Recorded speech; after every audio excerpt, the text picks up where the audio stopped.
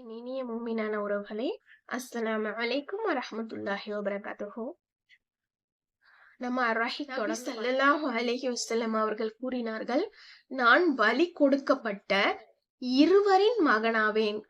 அவங்க எதை பத்தி சொல்லியிருக்காங்கன்னா, இஸ்மாயில் அலைஹிஸ்ஸலாம், அதன் பிறகு இவர்களுடைய தந்தை அப்துல்லா ஆகிய இருவரையும் குறிப்பிட்டு சொல்லி எதை பத்தி பார்க்க போறோம்னா, அப்துல்லாஹுடைய திருமண வாழ்க்கை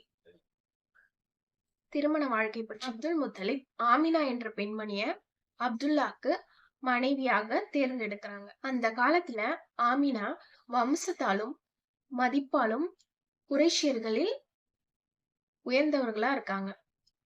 அவருடைய தந்தை ஜுஹ்ரா கிளையுடைய தலைவராக வரலாற்று ஆசிரியர்கள் குறிப்பிடுறது என்னன்னா, அப்துல் முத்தலிப் அப்துல்லாவை வியாபார நோக்கத்திற்காக ஷாம் தேசத்துக்கு அனுப்புறாங்க.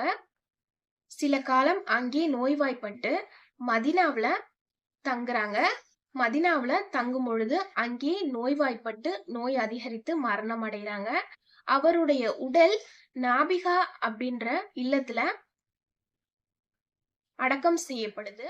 நபி ஸல்லல்லாஹு அலைஹி வஸல்லம் பிறப்பதற்கு முன்பே இந்த சம்பவம் நிகழ்ந்து விட்டது அப்படின்னு பெரும்பாலான வரலாற்று ஆசிரியர்கள் சொல்றாங்க.